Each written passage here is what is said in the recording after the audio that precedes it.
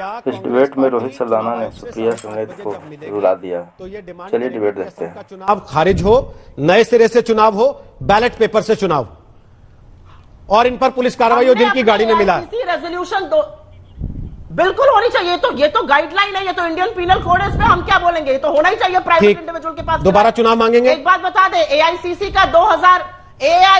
का 2019 रेजोल्यूशन साफ तरह से अंकित करता है बैलेट पेपर से चुनाव। जब देश में बैलेट पेपर से चुनाव होगा, लोगों की विश्वसनीयता जगेगी। क्या ये अभी देश बात असम, बंगाल, केरल, पुडुचेरी की हो रही है, तमिलनाडु की हो रही है, और केस असम में आया है। और क्या आप असम में दोबारा चुनाव की मांग करेंगे? जो अभी 2 राउंड हो चुके हैं उसको खारिज करवा के नए सिरे से फिर से चुनाव?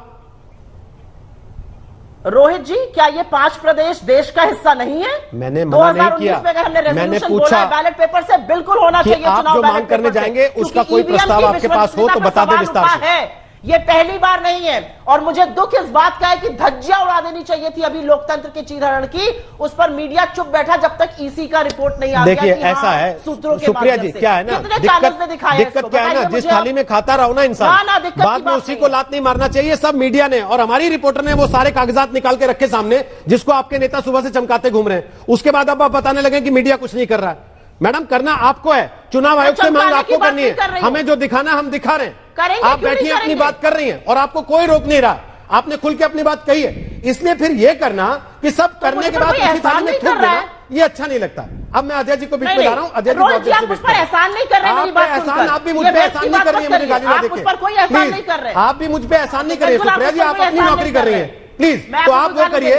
और प्लीज यहाँ मुझे ना बताएं, जो आदमी मीडिया में रहते हुए नौकरी को छोड़ के चुनाव लड़ने चला गया, मुझे उससे सरमस नहीं चाहिए, ज्ञान नहीं चाहिए प्लीज। इसलिए सुप्रिया जी प्लीज अपना काम करें। अब मैं अजय आलोक को ला रहा हूं चर्चा में, प्लीज। बहुत इंडिपेंडेंट जर्नलिस्ट हूं, मैंने बहुत इंडिपेंडेंट काम किया। सुप्रिया जी, वो इंडिपेंडेंस दिख रही है जब आप पत्रकारिता छोड़ के टिकट लेके चुनाव लड़ गई एक पार्टी से, तो क्या इंडिपेंडेंस रही होगी? अब उस पर मुझे नहीं जाना, इसलिए छोड़ देते हैं।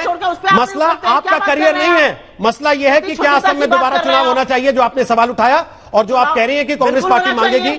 अजय आलोक, क्या आप सहमत है इस बात से? हालांकि ये बता रहा हूं, 6 बजे पूरी विस्तार से इस पर बहस हो रही है। कांग्रेस बीजेपी दोनों के प्रवक्ता हैं। सुप्रिया जी, आप ले गई थी, आपने मीडिया पर आरोप लगाना शुरू किया। मैंने कांग्रेस पार्टी पर कोई आरोप नहीं लगाया था, केवल आपकी बात सुन रहा था। प्लीज, अब हो गया बहुत। अजय जी, मैडम प्लीज, अब आप मुझे सर्टिफिकेशन देना बंद कीजिए।